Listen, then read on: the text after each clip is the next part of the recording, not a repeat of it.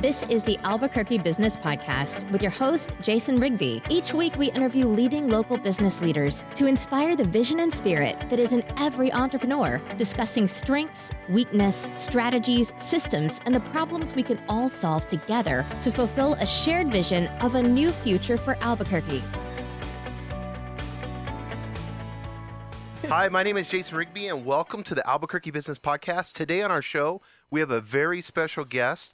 I don't want to give it away, but he is an international model solopreneur here in Albuquerque, so stick around for that. But first, let's talk about our sponsorships here for this podcast.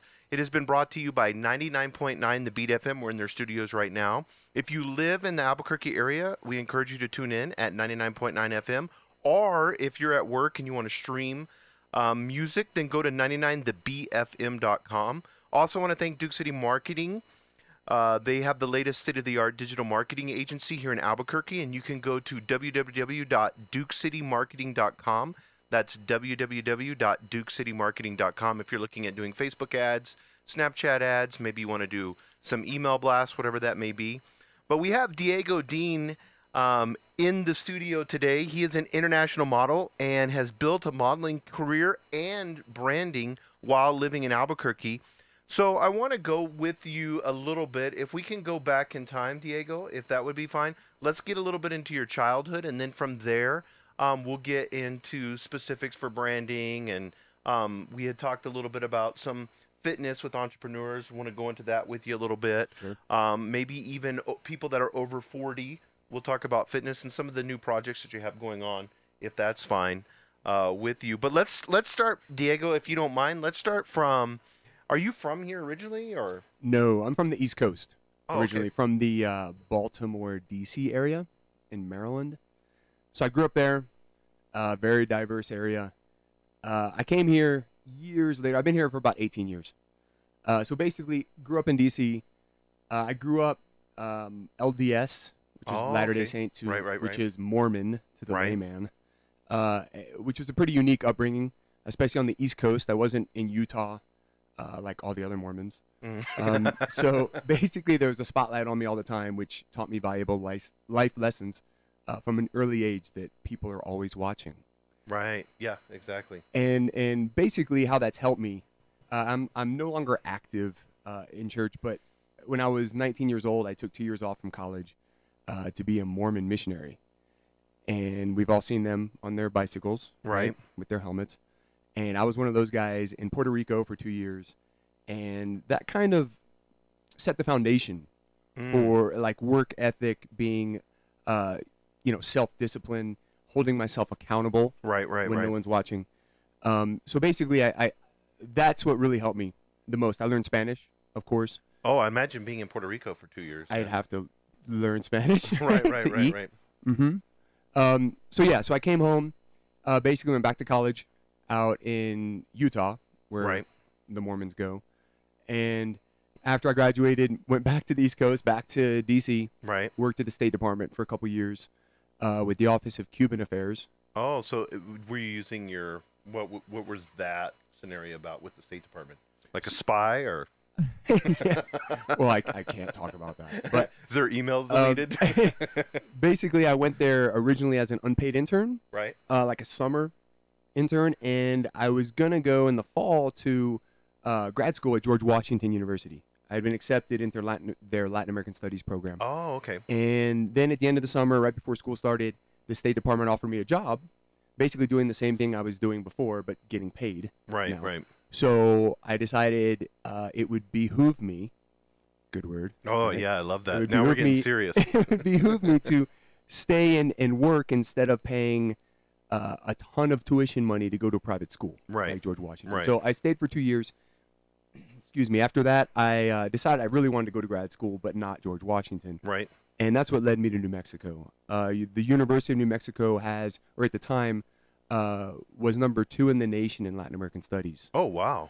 Mm-hmm. And their program is amazing, or was amazing. I'm really not in touch with them anymore. But very multidisciplinary, which is very appealing to me. And I did coursework, or I have concentrations in Spanish linguistics, Brazilian studies, and international management, which is basically half of an MBA. Right. So I got a great education at UNM. Finished, and then decided to stay here. Love the culture, love the people, and basically I've been working as a Spanish instructor, teaching Spanish and Portuguese at CNM. Oh, perfect. And then I also went back to school a while back, maybe 8 or 9 years ago, and became a paramedic. So I'm also an EMT. So at CNM, I teach Spanish and Portuguese, and then also EMS, or emergency medicine. I've always wanted to. I know a lot of people's. Everybody always wants to go to Portugal, or they want to go to Mexico, and you've been to all these places, in South America. What is the difference between? I mean, before we get into the modeling stuff, what's the difference between Spanish and Portuguese? Is there a difference in the way? Can you understand it the same? Or yeah, I mean, obviously they both are Latin-based languages, right? Along with Italian and French. So they have a lot of common grammar rules, and some of the verbs are the same. Right. Spanish and Portuguese are pretty close written. Okay, Oh, okay. On paper they look the same.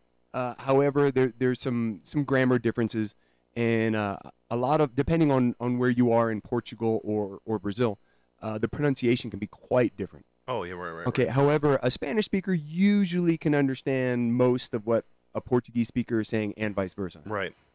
Okay, for example, quick example, when I was in grad school, I would spend summers in Brazil as a grad student doing research, and I'm doing That's a tough life. air quotes right now, research, every summer, which consisted of going to the beach basically during the day, and then volunteering as an English teacher in low-income areas at night, which was super fun. But anyway, so I got married there, met a girl, fell in love, got married, ended up bringing her back.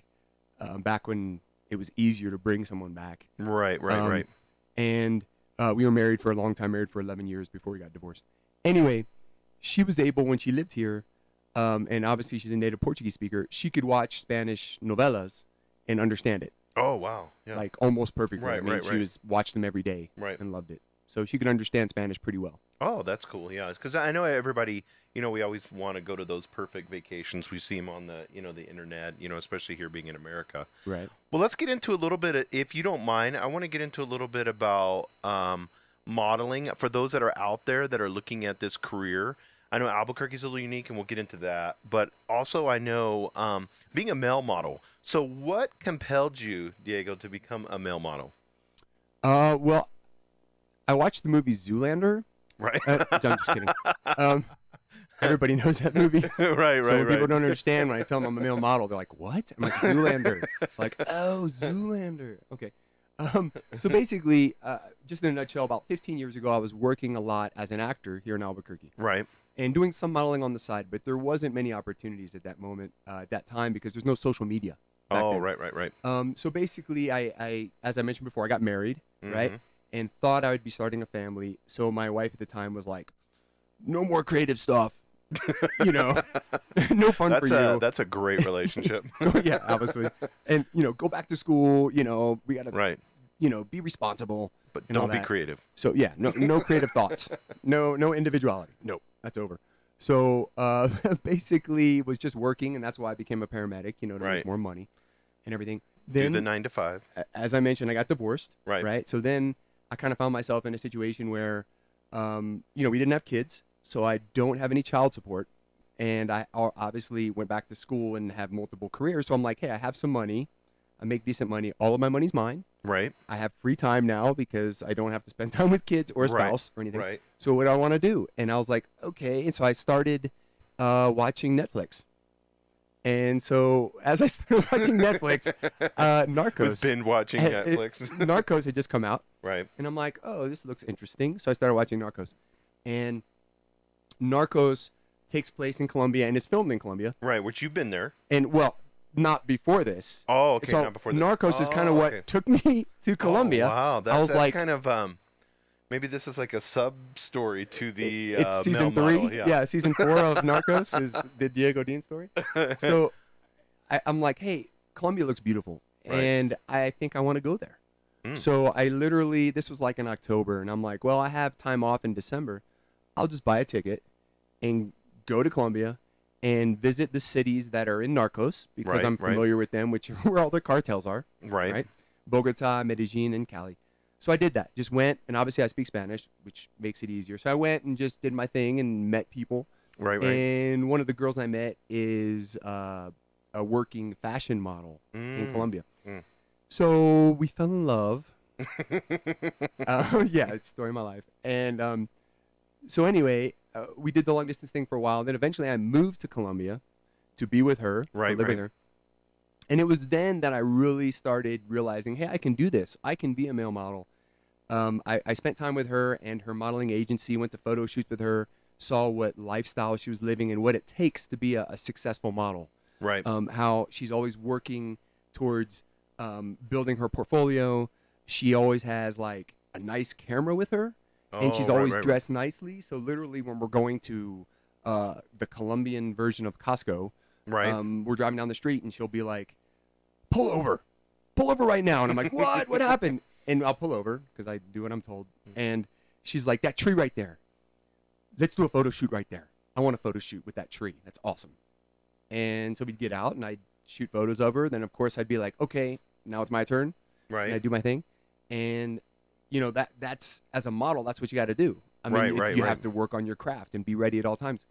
So, you know, I learned that. And so I realized, okay, I'm going to do this. And so I started, you know, working with her agency, and started building my portfolio, taking good quality photos. And then turns out that she is crazy. Oh. Yeah. Surprise. And so I broke up with her. Right. And came back to the United States, back to Albuquerque. And from there, I had already started, you know, my Instagram account and started posting quality photos on there and kind of had some momentum, so to speak. So when I came back, I was like, I want to keep this going. So that's when I started, you know, reaching out to photographers, trying to collaborate with other models, trying to find representation, and just started hustling, essentially. And that was a few years ago, and it's just kind of escalated grown, to the point now, grown since then because of hard work. Yeah, because you just got back from Mexico City. Right. So you've been all around South America, basically. So, I mean, and then Albuquerque and then, you know, different areas there. One of the, you know, one of the things that I've noticed with you when I've looked at your Instagram, what's your Instagram so everybody can follow It is you? my modeling Instagram is Diego Deane 74, and that's Deane, Deane. It's got the E on the end. So Diego Deane 74 is my modeling account. Oh, perfect. So everyone go out there, follow. You'll be able to see. Not only do you have, tell me, let's get into Instagram a little bit, because I know a lot of people, this is really important with entrepreneurs, especially, and I think a lot of business owners don't get the whole concept of what it means to put your best face out, your best brand out on Instagram. Tell me your process about what you choose, like a picture. What would you put on Instagram? How do you go through that process? Wow. Because you have amazing pics on there, by the way. Well, so. thank you. Mm-hmm. You're a fan. Yes. I mean, it's a process. I mean, people need to understand. I mean, it depends what your goals are, you know, because some people just have Instagram because they like to post a photo for their, you know, 25 closest friends to see. But if you're building a brand, you really have to identify, you know, what is your brand? Right. You know, what is your goal? Who is your target audience? Right. Yeah, that's huge. Right. And how do you reach them? How do you connect with them? How do you get them to visit your page? Right. And then obviously, once they visit your page, I mean, you're at the halfway point at that point. I mean, you need to have quality content on your page. You know, as a model, I have to have quality photos, you know, quality stories, stuff that's going to grab them, an interesting profile. Right. And so the next goal is to get them to follow me. And not everyone who visits my page follows me, unfortunately. And then obviously once they follow me, I need to keep them engaged by continuing to post quality content and posting frequently in my story so they know that I'm an interesting person and that I exist and I'm not a robot and stuff. But when I choose a photo, I mean, a lot of it too is looking at the other photos, and I don't want to put like 3 black and white photos in a row. Right. You know, because that just aesthetically doesn't look good unless I want a whole row of black and white. You know, so it's about just looking at it, and I want it to be like a work of art. I want it to be, you know, catch your eye and be like, whoa, there's a lot going on here. Right. A lot of stimulation, you know, and I want each photo to be a little bit different, and I want it to show me in different ways. You know, like, for example, I have a big beard, if you haven't seen me. What's the hashtag for that? I saw you were talking the other day It was Blue like, steel beards. Yeah, Zoolander no, but reference wasn't there like right there. a Viking or something? Oh, okay, yeah. Yeah, there's a Viking Beard Club. That's a The good one. Viking Beard Club. That's a hashtag. Yeah, for Viking Beard Club. all those that like big beards. Yeah, there's a they lot could- of people. Yeah, who are there's into a lot of beards. that. Yeah. Go figure. Vikings are in style right now. Oh, that's cool, Vikings yeah. are so hot right now. um, so basically, I have a big beard, and obviously, I have photos of me like without a shirt, me wearing a suit. Right. Yeah, and a variety of photos. Right. So I want to show that, and Right. I'm not going to put just all of me without a shirt on unless that's all I have to offer. Yeah, you just don't want to like bleh, and then just put all these pictures out there that have no story and no content to them. Right, and I don't want to throw too much out at one time either because, even though I'm shooting on a regular basis, Right. if I were to post 4 pictures a day, there's no way I can shoot that much to keep up with that Right, pace. right, exactly. So I have Plus, to pace and you were myself. telling me about, because this is important, especially if you're getting into modeling or if you're an entrepreneur and you're looking, people are, when they look at your Instagram, and this is what you helped me with this also is, you were saying photographers go and look. Mm-hmm. How does that process work? Like, how do they engage you? What do they look at? How quickly are they looking on that? I mean, if you know all that, what's the engagement part on that? Gosh, I mean, there's so many levels to it. I mean, there's so many different ways. Mhm. I mean, now that I have a lot of content out there, I have a lot of followers, and I'm always using hashtags, effectively. Mm-hmm. I mean, I'll get new photographers following me every day. Right. And they'll make comments on a photo like, love your photo or whatever. And I'll look at their stuff and be like, oh, this is a photographer who's really good. I'll like some of theirs, and I'll always be sincere. Right. I'm not just randomly liking photos. I'll like the ones that I really like, and I'll make sincere comments. And then, they'll respond back, and then we'll start to talk, and then that's when I'll go to the DM. Oh, okay. Okay, Right. I never just go straight to the DM. It's not like, oh, here's a cool photographer, I'm going to DM him. Right. That's kind of, to me, that's just kind of too aggressive and too obvious. Right. I want to connect and build a relationship with this photographer. So, for example, when I was going to doing modeling trips to Colombia or Mexico City, and I know, okay, I'm leaving or I'm going there in 2 months, Mm-hmm. I want to get, 5 photo shoots with really good photographers. Right. So I'll kind of search for who the right photographer is. And I'll do that through looking at other models' portfolios, Right. pages Right. who are in Mexico City, modeling agencies in Mexico City. Look at, their pages, which obviously are full of high-quality photos, and see who the photographers are. Right. Go to their page, see if I like them or not, and then make some comments and see if they respond back. And then we can start kind of a dialogue and build a relationship, and then I can move on to directly contacting them Right. through the DM. But it's a process. I mean, it's not a one-for-one kind of thing. It's like you identify 30 photographers who you like and like some of their photos and make some sincere comments. You may hear back from 4 Right. of them. And then of those 4, you start a conversation, and then maybe it leads to being able to DM and talk directly to 2 of them. Right. Not some fake comment or have some bot do the comment for you, or but making a sincere comment on something that's important on the picture enough that you've engaged them.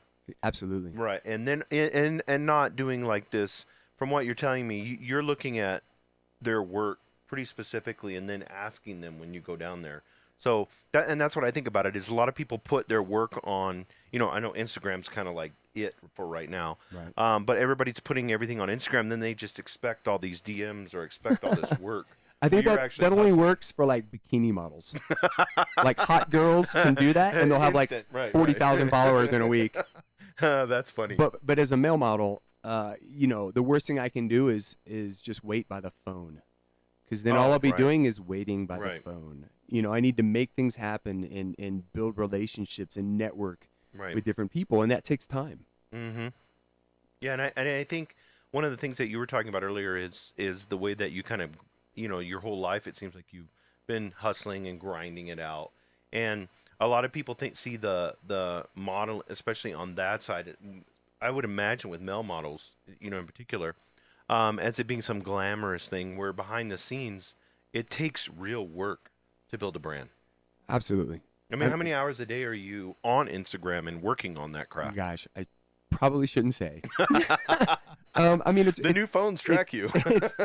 I mean, it's a little bit random. I mean, it's not the same schedule every day. It depends on, you know, how much I'm working, teaching at CNM or something. But I'm constantly, you know, checking, and if I've received a comment, I'm going to comment back. Right. If someone DMs me and it's an appropriate DM, so to speak, exactly. You know, I'll respond to it.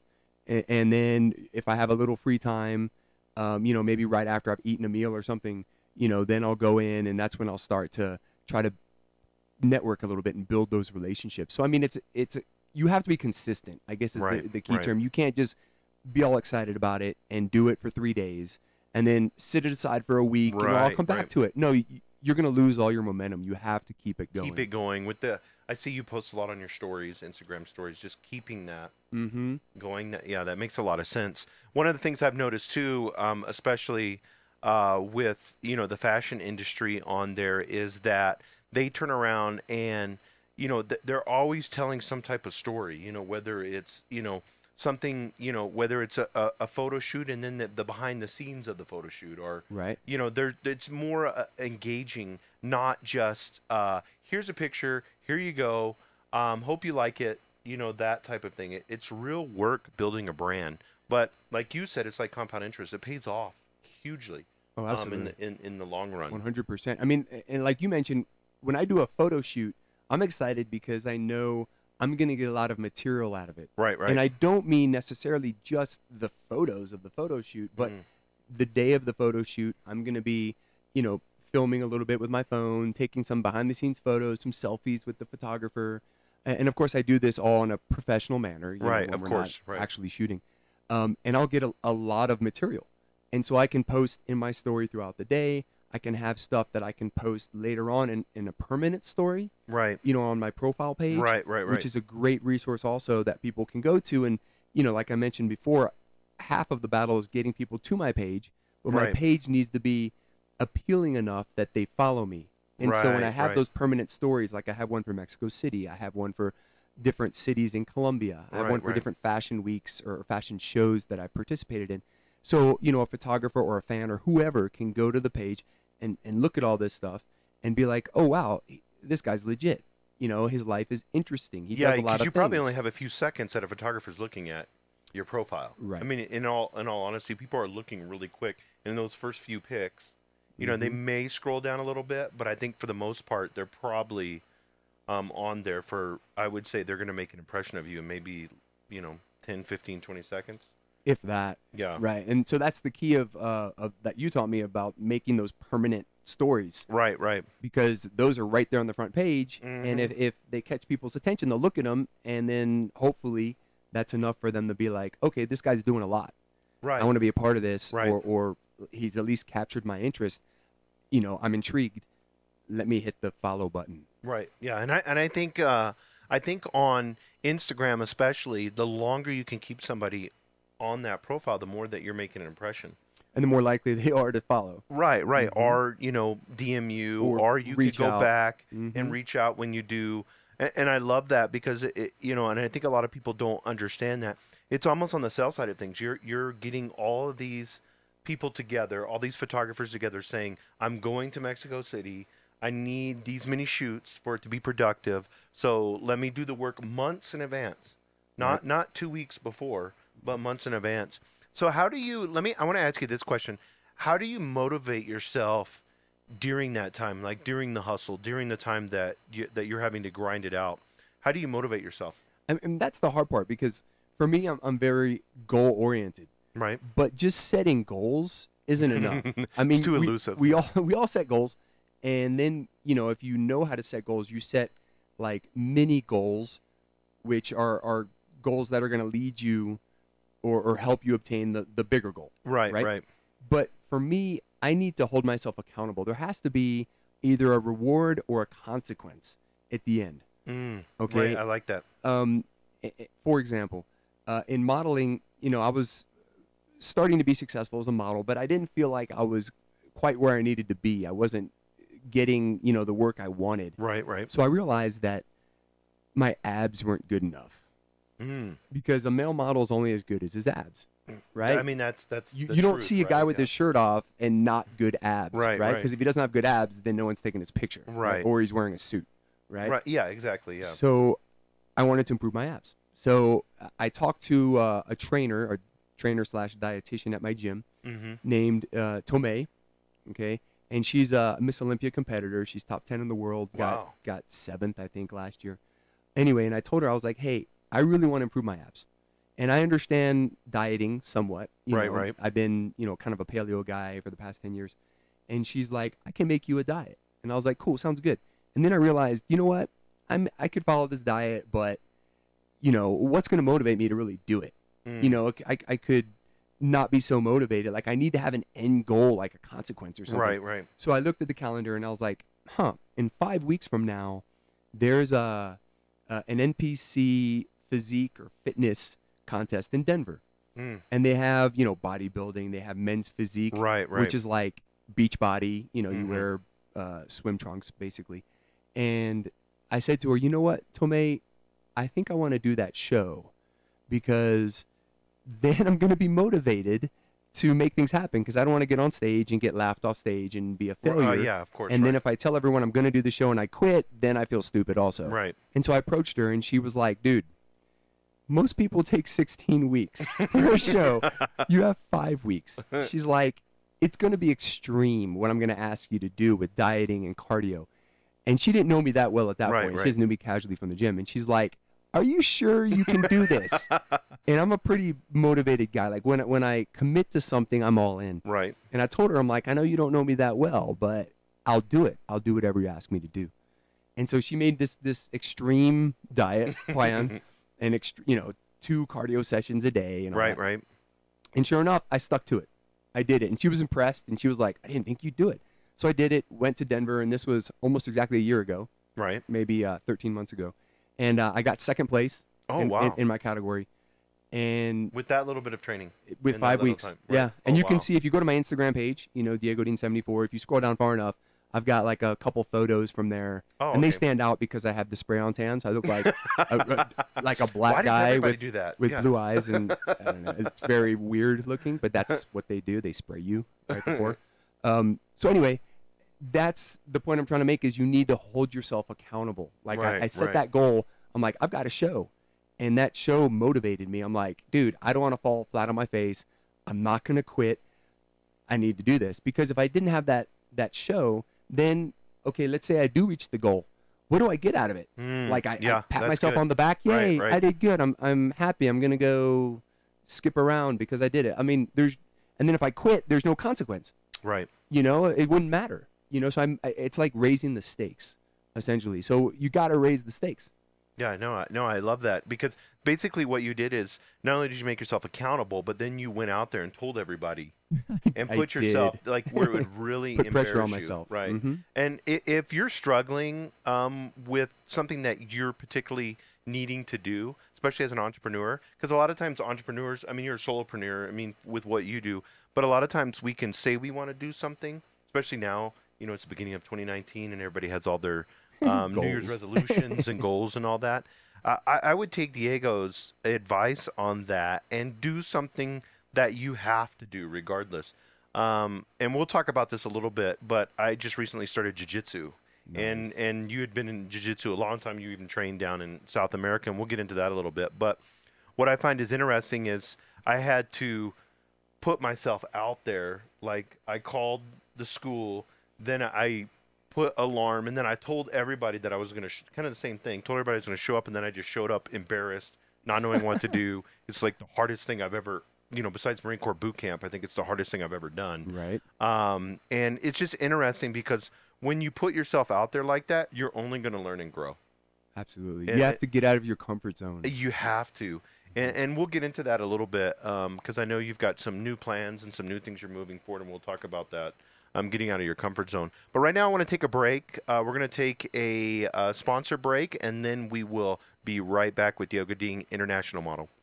Join us this week for another episode of the Albuquerque Business Podcast with your host, Jason Rigby. Each week, he interviews leading local business leaders that inspire the vision and spirit in every entrepreneur, discussing strengths, weakness, strategies, systems, and the problems we can all solve together to fulfill a shared vision of a new future for Albuquerque. Listen or download this Sunday afternoon at 4 from your favorite podcasting app. And we're back. We're with international model Deane on the Albuquerque Business Podcast. We're going to get right back into the interview. I want to talk a little bit for our, because I know you're a solopreneur and you're building your brand, and that's what we were discussing. We were getting into Instagram a little bit, right? But I want to, if you don't mind, give me some advice if somebody out there, especially here in Albuquerque, was wanting to be a new model, or they were just starting out.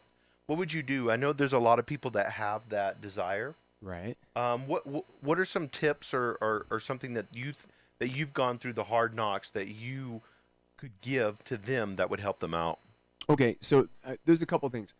First of all, if you want to be a working model, because there's a difference between like a working model who actually who gets paid, right, and someone who calls themselves a model who just like has it's a like friend. Everybody calls themselves an entrepreneur, everybody calls themselves a model, yeah. Right, like just because your friend is a photographer and is like, will you model for me? Right. I mean, I guess in the strictest sense of the word, that makes you a model. Or if you've walked in a fashion show at Dillard's, right, or something, that makes you a model. But you're not a professional model. Right, you know? Just like if we go outside and play baseball right now, we would be baseball players.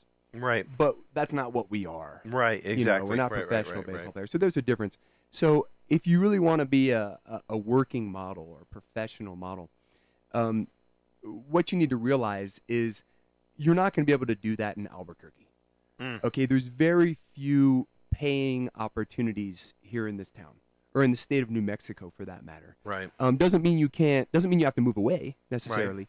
I mean, that would lead to more work, but obviously I live here. Right. But you're going to have to use social media and other means to get yourself out there in order to do modeling outside of New Mexico. Right. And so you're going to have to seek representation outside of New Mexico because there really aren't any modeling agencies here. They're mainly agencies that represent actors. And then they say acting / modeling, but there's no modeling here. Yeah, that's so crazy. We have acting, as profound it is. I know Netflix, have studio here now and all that, and they've been doing so many filming here. But it's interesting to me how it doesn't seem, from what you've told me, there's not a huge modeling scene here. There's not. And it's really unfortunate, and it doesn't really make sense. Like, I can't explain why, because New Mexico in general, and especially Santa Fe, is like a cultural mecca. Yes, when it comes to the arts. Right. And so why wouldn't it be a huge center for design and fashion? And you think it would be, and you think it could be, but I can't explain why it's not, or why it's not becoming one. Yeah, and the state is so diverse too. That's the crazy part. I mean, I know you were just filming at White Sands. I mean, that's one of the places, right? To model or film or whatever. So it's just interesting to me why we don't have that. What do you think it is? And is there something that you've seen in particular, or what's the struggle with it? I can't explain it. I mean, we've all tried to figure it out, and some of us have participated in local fashion shows, right, trying to increase fashion awareness and try to get people involved. But people, like, I literally could hand out tickets for free and people wouldn't go. A lot of people, right? So it's just like people just aren't into fashion. I mean, that's the gist of it. I mean, it's unfortunate, but I don't know. I mean, I wish I knew. I mean, there's no reason why Santa Fe couldn't be like the fashion Paris of the Southwest. Yeah, exactly. Yeah, you would think that would, translate here. So somebody being a new model, getting back to that, somebody being a new model, number one, they need to understand that they're going to have to network outside of New Mexico. Absolutely. So you need to. There's different ways to do that. Obviously, social media, right, is a good one. So to build your page or build your brand, you have to have quality content.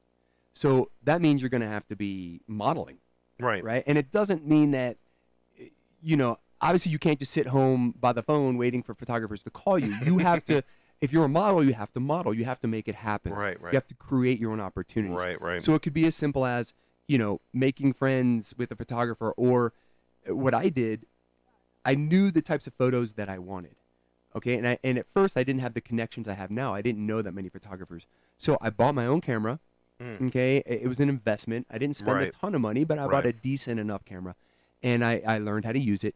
And then I had an image or a vision of like, I want a photograph like this, this, and this. I can use these different backdrops in my backyard for this.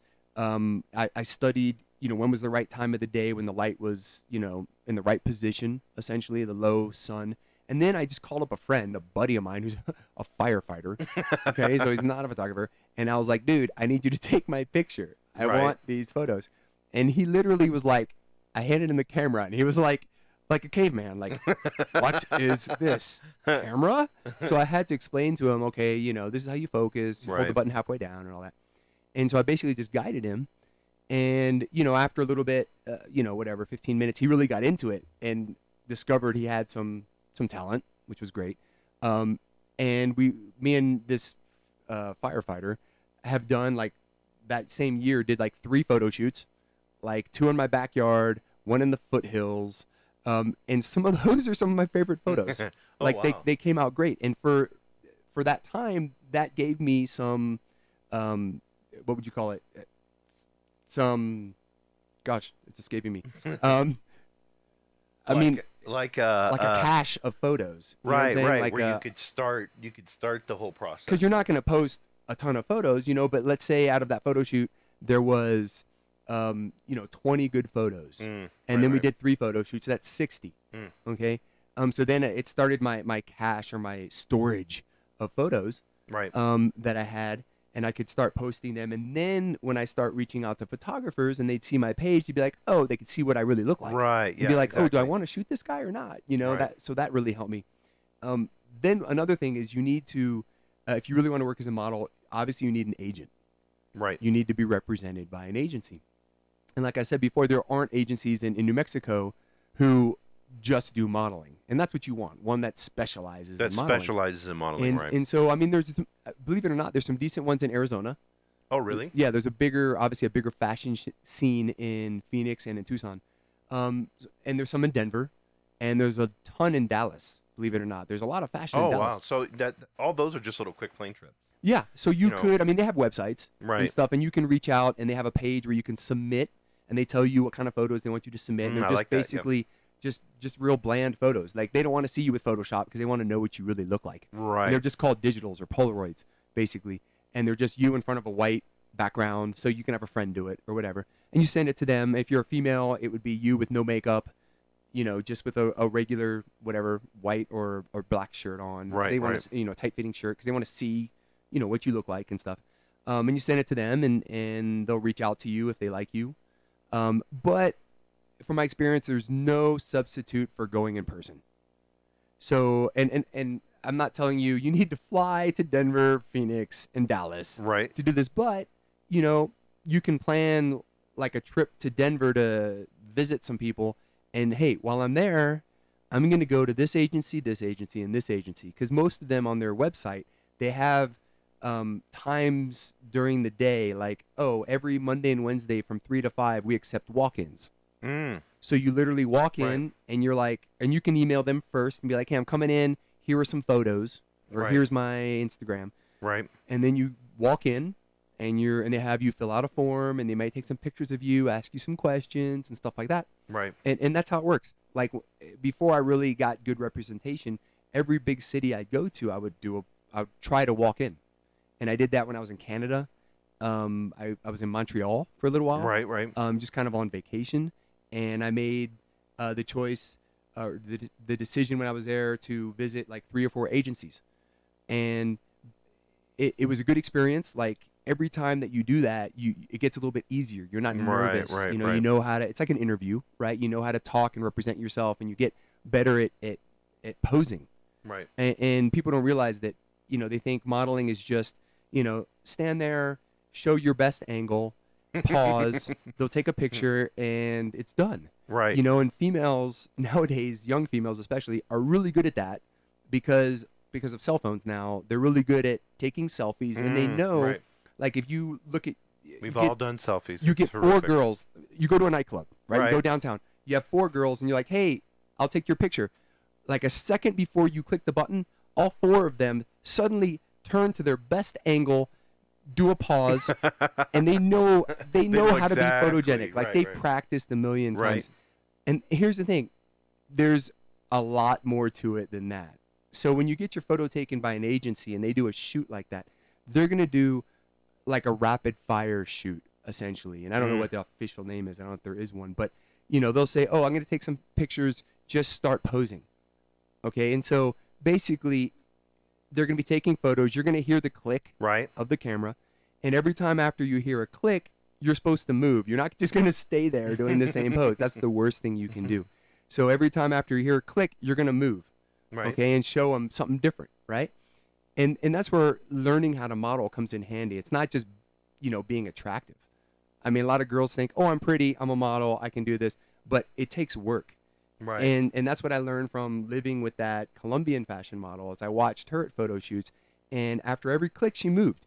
And it's not just, you know, moving your face, moving your eyes, moving your mouth, moving your body, moving your hands, touching your hair, touching your head, you know, taking off your glasses if you have glasses, putting glasses on, putting your hands in your pocket, crossing your arms. I mean, there's so many different things you can do.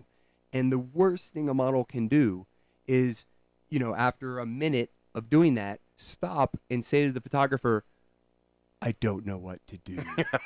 Or what do you want me to do? No photographer wants what should I do now? That's the worst thing ever. Right. And here's the thing. If the photographer keeps going, in your mind you're like, I've pretty much gone through all my poses. I've done all my moves, but that's a good thing. I mean, it's good that if the photographer's still going, that means he's liking what he's getting, right? Because if you're not giving him what he wants, he or she, he's going to say something. He's going to say, let's try this or let's try that. And that's fine, okay? But if they're still going, that means it's working. So even though it may seem like forever, just keep going. Just be creative. You know, and that's practicing that. I mean, I would imagine you would have to have. I mean, if you think about how quick they're taking pictures and then you're moving, you've got to have a rhythm with that and know exactly like click, click, click, click. Yep. I mean, so you, like you said, having one go-to look, one go-to selfie look, and then you're gonna stand there, and you've probably seen it with new models. They're like, I don't know what to do next. You know. That's what you're saying. Oh, I've seen it. And unfortunately, I've worked with a couple models here in Albuquerque, like female models. Like it's obviously, you know, a male-female shoot kind of thing. Right. And after like 30 seconds, they're like, what should I do? And it's like, okay, then I'm coaching them. And if the male model's coaching the female, that's not good. Right. I mean, she should have it down. But a lot of local models are like, I'm a model. I don't need to work at this. And you could be the most gorgeous female on the face of the earth and very photogenic, but it's still something you need to work on. And you can work on it in front of the mirror, and obviously you can work on it by shooting often with friends. Right. You know, that's the time to try out new poses. Right. Like for me, for example, I have a resting bitch face. Whatever the male equivalent is. I don't know. Right. I don't know if they have a title for that. We should look that up. I don't know. Am I allowed to cuss on this show? No, we're on the radio. Okay. But I think we could say that because I wouldn't. You know what I mean? We can say that one because that's like a. We'll have to ask Byron on that. Well, but it's resting like bitch face works, but I was kind of come up with a male equivalent that's a little more harsh. But I think people get the gist of it. So for me, we'll put it in the show notes. yeah, in quotes, or in parentheses. So for me, when I'm just kind of being normal, it's kind of a heavy look. It's kind of an intense look. So I mean, I've got that look down because that's just me doing nothing essentially. But I've been trying to work on being a little bit lighter, right? So I can, you know, appeal to more people and represent different lines of clothing and stuff like that. So I was working on like a, you know, a little half smile. Okay, so even though sometimes I think before I perfected that look, at times I thought I'm doing the half smile right now, and then I'd like take a selfie or look at myself in the mirror, and it didn't look good at all. I'm like, I felt like I was doing this look, but when I look at it in the camera, it's a totally different look. So it's a process of practicing your look, taking photos with it, and seeing if it really is what you think you're doing, if it works. So now I've got that look down a little bit, you know, a little softer look, kind of a half smile. And so in Mexico City, I would throw that in there as one of my looks, you know, during rapid fire shooting and stuff. And some of those photos I'm very proud of because it shows a different side to me. You know, it's not something just that you worked on extensively. and that's gives me a Right. lot of pride. You know, and it's not and just no one may not know that just looking at the photo, but you look at it personally. it's satisfying. It's Right, very satisfying, exactly. and it's not just me being, you know, mean looking Viking guy. Right. You know, it's like, oh, maybe females are looking at it and they're like, oh, this is the nice husband type, or Oh, this is right. a guy who cooks for his wife, or whatever. I mean, they may see things or different layers Different to layers, me that, right, that right. wasn't there before, Right. and so it makes me, it improves my brand. Let me just put it that And, way. and not only that, there's another avenue there. And I think any model that's struggling right now, you know, I think these tips right there would help them tremendously to work on your craft a little bit more. You're going to have to learn sales. You're going to have to learn how to hustle, and you're going to have to build your brand. I mean, Right. like you said, just being attractive is not enough. It's very extremely rare probably that somebody just gets picked up just because they're attractive, and next thing you know, they're on, you know, Sports Illustrated or Vogue or whatever, you know. Right. Yeah, modeling, I mean, people don't realize it, but I mean, learning how to pose is not easy. And then you have the fashion side of it, fashion shows, where learning how to walk appropriately when everyone's watching you. It's not just go walk to the end and pose and come Right. back. I mean, for females especially, there's a certain way they're supposed to walk, a certain way they're supposed to look, a certain thing they're supposed to do with their eyes. And the designer wants them, I would imagine, wants them to look a certain way with that piece of clothing on. Exactly. Like, it depends on the line of clothing of the designer. He may say, I want you to be more intense. I want you to be a little lighter. I want you Right. to walk a little faster or be light on your feet or whatever. And you have to be able to do that. Right, right. And females have to do it in heels. So, I mean, and men don't, fortunately. You know, right, right. we just have they to have do to have it. amazing abs, And, though. yeah, I do. I seem to pose a lot with my shirt off, but that's what girls in Albuquerque don't really understand. They're like, oh, I've walked in 5 fashion shows, so that means I walk really good and I don't need to work on it. And then you watch them walk in a fashion show and they have heels on, and literally they look like Godzilla destroying Tokyo. Like, you know, just that's funny. hands out like Frankenstein Right. coming after you, and it's embarrassing. And I'm not trying to be negative here, but if you go to a lot of the fashion shows Right. here in Albuquerque, a large portion of the models, male and female, but especially female because there's more female models in every show, you'll see that. You're like, oh, and sometimes I've been at some shows in the audience watching, and I was uncomfortable because I thought the girl might fall down because she was so Yeah, uncomfortable in these giant you don't want to be heels. one of those girls where you got a YouTube video.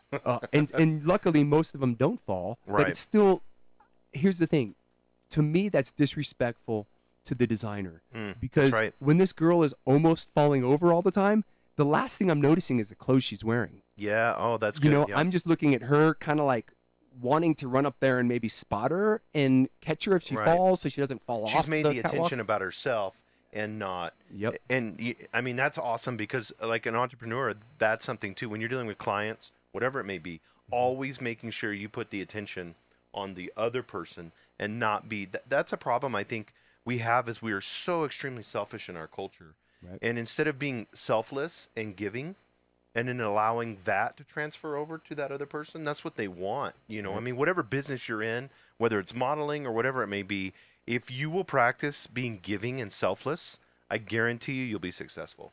Right. It's just part of it. But when you do something like that where you're not trained and you haven't been doing the training, I mean, it takes 10,000 hours, they say, to be an expert at something. So how quickly can I get those 10,000 hours across? Right. You know, so if it takes me 10,000 hours of walking to become an expert walking, then that's what you do. You know, posing, whatever it may be, it's grinding it out. And here's the thing, and people laugh at me for this, but if you were to come into my house, I have, you know, when you come in through the front door, I have my living room, which is the biggest room in the house, and I have, you know, hardwood floors, right? And you'll see in the middle of my awesome hardwood floors a straight blue line of tape going all the way from one end to the other. And most Right. people who don't know me come into my house and they're like, oh, did you just put these floors down? Is that why there's tape, you know, blue tape on Right, it? right. And the reality is the blue tape is there because I practice my walk. That's Okay. good, And yeah. so, you know, I don't want to be looking down, but since it's blue, it stands out. So when I'm walking straight ahead and my eyes are up, right? Because Right. you have good posture, I can still in my peripheral vision see that blue line. Right. So it's good practice for me to walk in an exact straight line. Right. And so, exactly. I mean, I like to think I have a decent walk and I'm good at what I do, but that line is still there. It's not like I know how to walk. I'm pulling up this blue line. No, I still have that tape on my floor. Right. And so it reminds me like, okay, I have nothing to do. I have music playing. I'm going to walk to the beat and go up, do my pose, turn around, practice turning, which isn't as easy as it sounds. And I do it on a regular basis because I'm a model and it's my craft and I need to stay sharp. I would think muscle memory would take place too. So like when you actually do it for real, you've done it so many times. And that's the key, because doing it in your living room is easy, right? So I mean, it would be easy for me to say, oh, let me do this once. Oh, okay, it's still there. I still have it. Right. I don't need to practice anymore. Right. But when you're in a fashion show, even if it's a small crowd, you're on usually a raised up stage, right? So you're kind of in the spotlight. Usually you're on stage by yourself, right? Or you're walking out while someone is walking past you and leaving. And it's a weird sensation when you know all eyes are on you. Yeah. And then you feel weird. It's just like if anyone's been an extra in a movie and they're telling you, just walk back and forth in the background. And if you look at movies and you're looking at the people in the background walking, it's the most unnatural walk you've ever seen. Like they don't know what to do with their arms. Their arms are stiff, and you're like, "Oh my gosh!" And I'm sure that those people, they told them just walk naturally. And of course, when you know the camera's rolling, you're like, "What is natural? This doesn't. I don't know what to do." You don't know, right? Yeah, exactly. And so that's the thing. You need to get to that point where it literally is second nature, and you're on autopilot, so that there are no nerves. Even if you have nerves, and you're nervous, you're not thinking about it. Right, you're just doing what you've trained your body to do. I think it's everything. I was in the Marine Corps, obviously, before we go out into combat, it's training, and that's, a harsh environment. Right. I think with jiu-jitsu, train. I know you did a lot of competitions. Right. In jiu-jitsu, that's the same thing. How many hours did you train before you actually felt where you were comfortable going against a competitor? And that's the thing. You can be great at the gym, right? You can be tapping everyone who's at your belt level and stuff. Then you're like, I'm ready. And you go do a competition, and then it's weird because there's not a huge crowd necessarily at jiu-jitsu tournaments, but still, you're going against someone you don't know. Right. And it's an official thing where there are coaches yelling at you. There's maybe your teammates are yelling encouragement and stuff like that. And it's a whole different game. Right. And it's like, oh, I usually would be able to tap this dude, but now I'm getting my butt kicked and I'm forgetting how to breathe and I'm all out of breath and I'm exhausted. Yet in practice, I can go forever. Right. So it's you need to get that real experience of actually doing it too. And I think, with entrepreneurs and also business owners, you have to practice your pitch. You need to practice what you're going to be speaking, going through your PowerPoint, whatever it may be. Getting it down, going over and over and over and over again, so that you're not ad-libbing whenever you go in front of a client. Right, and that's the thing. Like you mentioned, practicing your pitch. Practicing your pitch doesn't necessarily mean practicing it by yourself. And I learned that when I used to do acting, and I'd have an audition. I would memorize my lines, and obviously rehearse it by myself a ton. Right. And then I'd make sure to rehearse it with someone else. Like give them the lines and I'd do it in front of them. And the more people I could do it in front of, the better the audition would go. And then the few times where I'd get lazy and I'd be like, I'm good. I don't need to do it in front of someone. And maybe I was busy and had other stuff to do. Those auditions were like epic fails. Like I would go and do my thing and forget my lines, or it just felt weird and didn't come out natural because it was the first time I was doing it in front of anyone. So, when you're practicing your pitch, do it in front of other people. Don't just practice it by yourself in the comfort of your own home, because then the first time you're pitching it to someone else is going to be the real thing. That's not what you want. Right, exactly. I kind of want to get into it, if you don't mind. I think we've provided a ton of value for those that are out there that are looking at modeling or are looking at building their brand. I kind of want a little bit about you and what do you have going on right now? What do you got going on for the future, Diego? So basically, as I mentioned before, I was married to that Brazilian girl who still lives in Albuquerque, who is still my friend, by the way, just in case she listens to this. We still talk sometimes. Anyway, got divorced. When I got divorced, I was maybe 41 years old. And when I got married, I was like 29. Right. Okay, so basically, I found myself in a weird situation because the last time I was a single man, I was in my 20s. Right. And now suddenly I'm single and I'm in my 40s. Don't really know what to do. The world has changed. Don't really know who I am. Right. Where to go. I was just kind of I don't know, an Armani plastic bag blowing in the wind, so to speak, to be completely humble. So it was a tough position, you know, and I know a lot of men find themselves, a lot of people, not just men, but a lot of people find themselves in that position, you know, like either recently divorced or just, you know, in their 40s and wondering like what's happened with my life, you know, my health, you know, I have no hobbies, you know, I'm not happy. I'm not fulfilled. I'm just spending all my time by myself, and it's getting worse. You know, the spiral is starting, you know, and you're going down. The comfort zones. Exactly. Right. Exactly. And so I found myself in that position. And so, you know, luckily, I think it was the travel and modeling that kind of pulled me out of it. But fortunately, you know, I've always had a somewhat healthy lifestyle. And I think since I've been divorced and don't have to dedicate all my time to that, I've been able to spend more time on me, which is, you know, health and fitness. So I've really got into dieting, and modeling is a big part of it, but just eating healthy, being active, being more social, because it's easy when you do a lot of work from home just to not put on pants, stay home, and just be like, it's okay, I'm working from home. And then before you know it, you know, you haven't left the house besides going to Walmart to go grocery shopping for 2 weeks.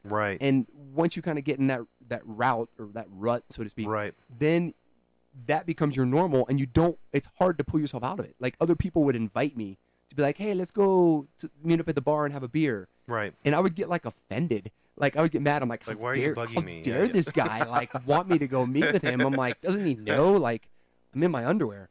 And so, and it's weird that was my attitude at the time. So, you know, it's not easy, but, you know, I created a healthy lifestyle, you know, a healthy routine of like going to the gym every morning, cooking my own meals whenever I can, or if I'm busy teaching classes, planning for that, like meal prepping or buying some nutritious bars or snacks that I can take with me to school to eat in between classes and stuff. Getting out of the house and being social and stuff and doing outdoor activities. You know, all that's traveling, setting travel goals, all that stuff is getting me out of my comfort zone. So now I'm used to I enjoy being out and interacting with people. And I'm texting people, hey, let's meet up here. Let's go do this. You know, and I need to hold myself accountable and keep doing that because it's so easy to stop that and fall back into that rut again of just being a hermit sitting in his underwear. Yeah, especially, and I think this is important with entrepreneurs because a lot of them work from home. Maybe they're just starting out. And so let's give some advice, if you don't mind. Let's go in that arena because I know there's some future projects that you're working on, and we'll get into that. But and maybe it'll just naturally lead into it. But what advice would you say? Let's say somebody just quit their day job per se, and now they're at home. Maybe they've gone through a relationship change. You know, they're starting something new. They kind of don't. And you know, a lot of times, like you said, we can feel like we're frozen or we're in a rut. So what are some of the things that you would encourage them? And I know you. You know, you're in your 40s, so I know, you know, being extremely fit and being a 40-year-old, especially a male, 40-year-old virgin. yeah, exactly. But being a 40-year-old, that's something that is kind of rare nowadays. It almost seems like, you know, obesity is on the rise in the United States. So can you talk a little bit about that? If somebody's feeling that, or if they are in that rut? Here's the thing, and you have to keep it simple because it has to be, whatever changes you make has to be sustainable. You know, because you could easily be like, I'm going to go to the gym, I'm going to eat healthy, I'm going to do that, and have this big list, and then you're all gung-ho about it and excited, and you do it for like 3 days, and then you like the next day do half of it, and then you're right back in your rut, and you're like, that was too much. Yeah, is your gym kind of starting to die down now from January the 1st? So, I mean, I would say baby steps, you know, make significant changes, but be deliberate about it and make them, you know, steps that are sustainable. So here's the thing. If you're working from home, like a lot of business people are, you know, even if you plan to work from home for most of the day, here's the thing. Once you wake up, get dressed. And that's a simple thing, and we've heard that before, and people are like, well, that's why I like working from home, because I can stay in my pajamas. But most of us aren't very effective in our pajamas. Right. We just don't get a lot done because our pajamas are for sleeping. Right. Exactly. And our brain knows that. Right. So it makes us not very motivated, not get a lot done. Right. And so first thing in the morning, after you get up and, drink a big glass of water, change your clothes. Right. And for me, I try to go, if I can, go to the gym first thing in the morning. Because I've noticed if I do that, the rest of my day is great. Even if it's a bad day, I still feel good because I'm like, well, at least I went to the gym. I feel good about myself. Well, I mean, like I'm thinking about it right now. It gets you moving and active and going and gets everything fired up, ready for the day. Right. You know what I mean? So it's not something where you're stagnant and you've just had a Monster or a coffee and now you just barely staggered out of bed and now you're in your car and you're driving and then you got to show up for that meeting. Right.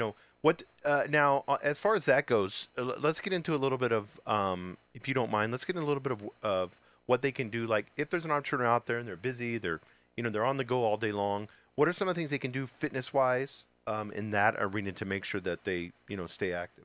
Well, here's the thing. Once again, the key is sustainability. So, I mean, if you work like a 9 to 5, right, obviously, and you have a commute, for example, it's not realistic for you to get up before work and go to the gym.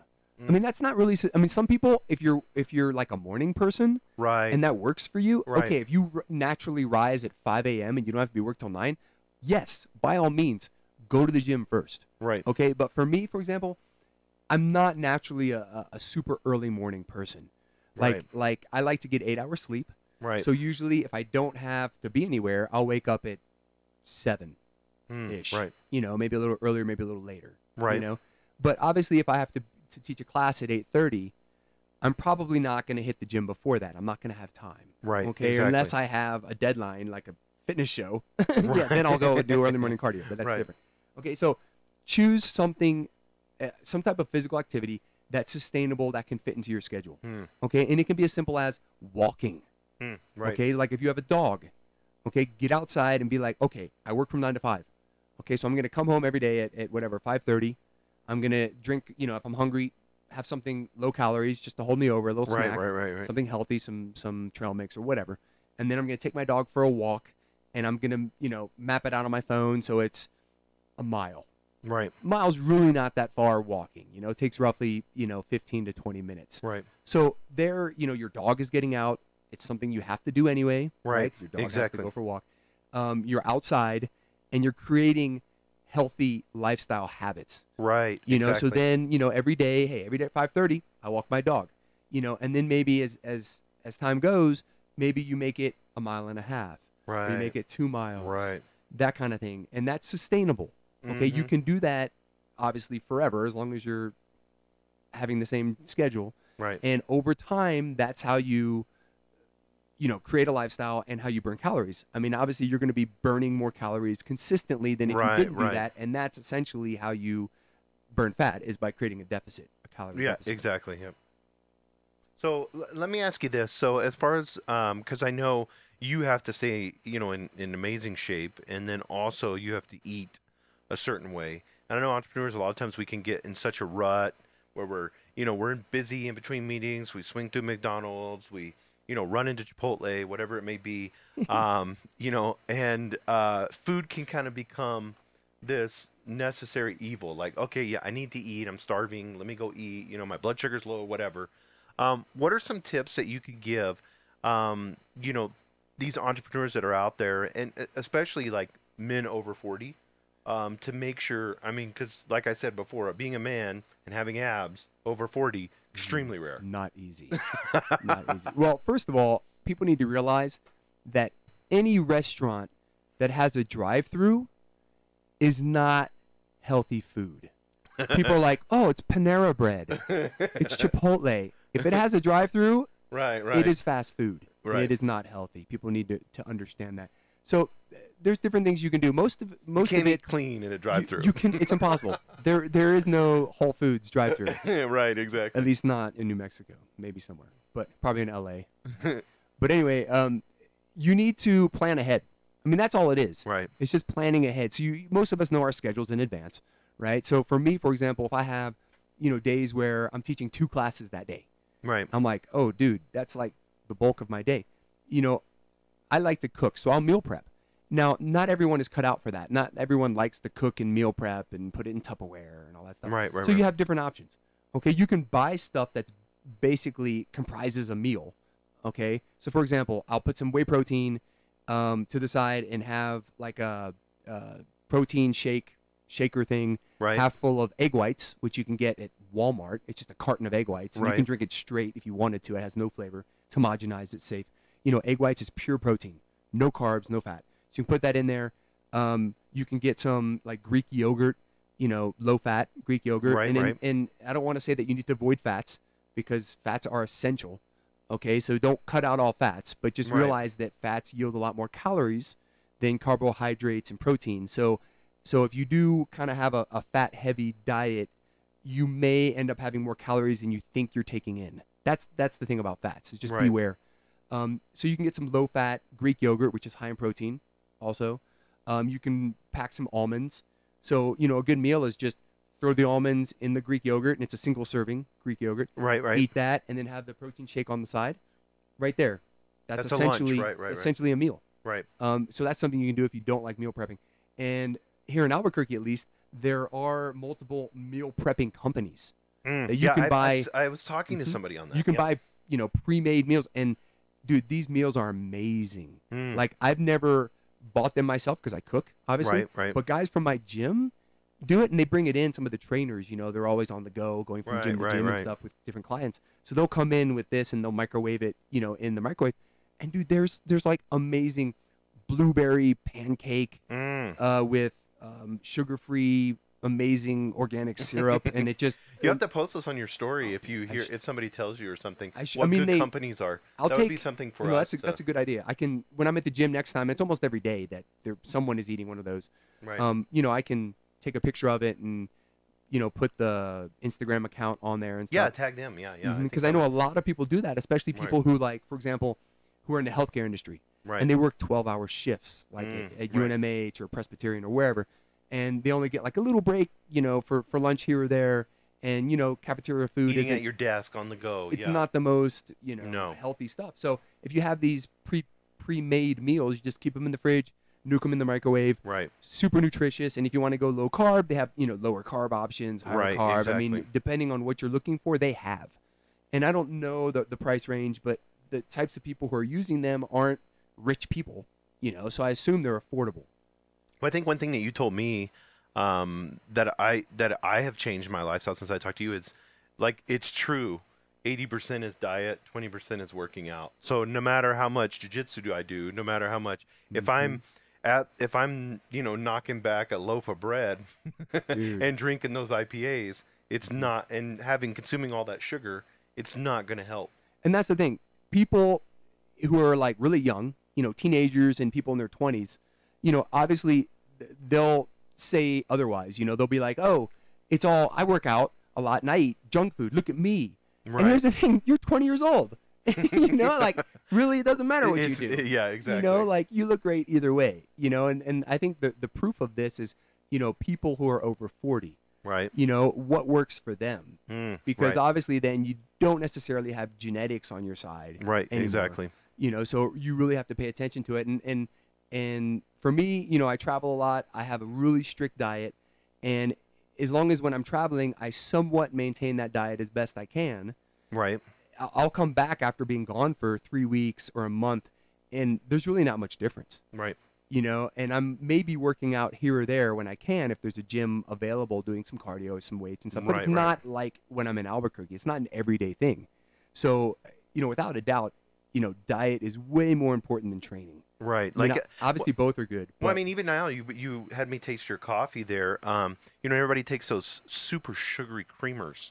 Right. And dump it in there. And I don't know how many grams of sugar's in that. I mean, that just spikes you, I would imagine. And even the artificial sweeteners aren't healthy. No, either. Yeah, they're not. And that tastes amazing. And what did you have in that one? You made so that? So basically, here's the thing. I don't really drink milk unless I'm in Latin America because they don't have other options. Okay. Right. And the milk in Latin America and in Canada seems to be really good. It doesn't upset my stomach. American Right. milk, something about it, the processing or whatever, homogenization process messes me up. So I don't do milk. And milk has sugar in it. It has Right. lactase, which is a type of sugar.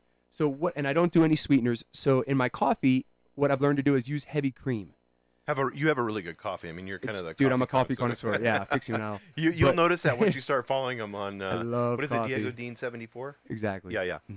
And here's the thing. I put heavy cream in my coffee, and all that is literally like 100% cream. So if you think of what half and half is, Right, half and half is half milk, half heavy cream. right. Okay? And so heavy cream is just obviously 100% Mm. heavy cream. And you can buy it anywhere. You can get it at Walmart, and sometimes it's called heavy whipping cream. Right. And don't confuse that with whipped cream, which is full of sugar. Right. Okay? But here's the thing. If you go to a coffee shop, 90% of them, or at least the good ones, including Starbucks, they all have heavy cream, but they keep it behind the counter. Oh, So you have okay. to ask for it. And usually at most places, especially Starbucks, there's no upcharge.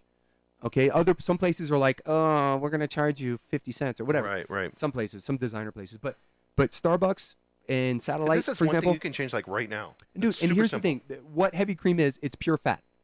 Okay? And it's not a ton of fat unless you like filled the glass half full of heavy cream. Mm-hmm. I mean, you're just putting a splash of it in there, okay, as your creamer, essentially. So basically, that would be maybe, a teaspoon Right. of it? And a teaspoon yields like 3 grams of fat.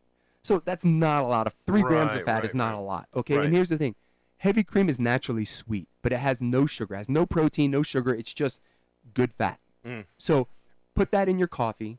You're getting a little bit of fat, which 2 or 3 grams, that's fine. Right, Okay? exactly. That's not a big deal. And you can even have them make lattes out of it. And obviously lattes, that's a lot more cream.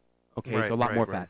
But still, no sugar. Okay, so Yeah. what I did is right now I'm making different coffee all the time, but today I'm experimenting with pecan flavored coffee Mm. because I'm into nut flavors lately. Right, right, right. That sounded really weird, but you know what I mean. Right, exactly. I'm a fan of pecans. Let's just say Right. that. And so basically, I have a little espresso maker that you put on the stovetop. Right. Okay, and I put the pecan coffee in there, made a little espresso, so to speak, put it over ice, and then with a little bit of heavy cream, and that's it. And because of the heavy cream, there's no need to add sugar or artificial, fake, unhealthy sweeteners or anything, and it's great. And so I use heavy cream in all of my coffee all the time, whether it's a latte or whatever. Even an Americano, I'll be like, hey, can you steam a little bit of heavy cream, put it on there, or just regular house coffee. Right. I'll say, hey, can you just pour a little bit of heavy cream in there? And they do, and it makes it, it also controls my hunger a little bit because it's got some fats in there, Right, right. which kind of helps, especially when I'm on the road. When I'm Right. in Latin America, I'm drinking lattes all the time. Right, And so right. that keeps me from like binging on pastries and tacos if I'm in Mexico. and stuff like that. So I love my coffee. Yeah, no, that's awesome. Well, we've gone an hour and 15 minutes. Oh, So yeah, we're going it to flowed so naturally. I know it did. It was awesome having you here. I want to thank you, Diego, for coming and bringing so much energy to the show. I know we're going to get a lot out of it. Whether you're, and I want to, we'll have to bring you back, maybe bring some guests on with you. Maybe we can get into this because I feel it's a huge part of an entrepreneur, a business owner, to make sure first that they're taking care of themselves and their body. No, I'm glad you mentioned that because if you're not in the right place physically and mentally, you cannot help anyone else. Right. I mean, Exactly. we've all heard that before, but it really is that simple. Like if your life is out of control, if your head's not in the right place, if you don't feel good about yourself, if your Yes. health isn't good, you really cannot be a very effective human being. Right, exactly. And I know you're just gonna just real quickly, you're looking at doing something like this in the future with fitness, with coaching, with lifestyle. Do you have something? Exactly. I'm glad you brought that up because what I'm discovering is, I've been through a lot with my divorce, Right. and changing my life and being more healthy and reinventing myself essentially. And I realized there's a lot of people, especially men over 40, who are in a similar situation. And I realize I'm in a position to really help them, to Right. give them advice. And it's already happening. I mean, people are reaching out to me through my modeling page from all over the world Right. and saying, I'll post a photo of my award-winning paleo pancakes that I invented that are Yeah, yeah. so good. And I'll post a picture of them, and people reach out. What are those? Oh, paleo. What's the recipe? I'm trying to lose weight. Can you help me? Right, right. And or I'm posting a photo of me at the gym or a selfie or whatever, and they're like, "Oh, you inspire me. You're at the gym so much," and all this. So people are already reaching out and asking for advice or asking for a little bit of help. So what I'm starting to do is I've already created an additional Instagram page, which is more geared towards just lifestyle in general, health and fitness. So it's not modeling. It's just, people who want to live a cleaner, healthier, more fun lifestyle. Right. And that's Diego Deane's lifestyle. So it's just Diego and then Deane, and it has an S on the end because it's supposed to be, plural, or not plural, possessive. So it's Diego Deane's lifestyle. So Diego Deane's lifestyle. Mm-hmm. And that's your new Instagram? Yep. I have 25 followers. You're thinking I was going to say 25,000. I just launched it. I launched it 2 days ago. It has 3 photos. Yeah, so it's a brand new page. Really been doing any branding with it? I haven't. I'm just beginning, and I'm excited because of all the information and experience I've gained from my my modeling page. Right. And obviously talking with you and doing podcasts like this and listening to other podcasts. I'm excited to launch this page and put all these new practices. Oh, I think it'll be awesome. Yep. Well, cool. Well, thanks, Diego, for coming on Albuquerque Business Podcast. And make sure you subscribe to the podcast on iTunes so you never miss an episode. And you can stop by our website at abqpodcast.com. That's abqpodcast.com. Thanks, guys, and have a great day. Thank you for joining us on the Albuquerque Business Podcast. And thank you to our sponsor, DukeCityMarketing.com. Please go to abqpodcast.com where you can get show notes, resources, and links to everything we talked about today to help you navigate your journey as an entrepreneur and business owner in Albuquerque.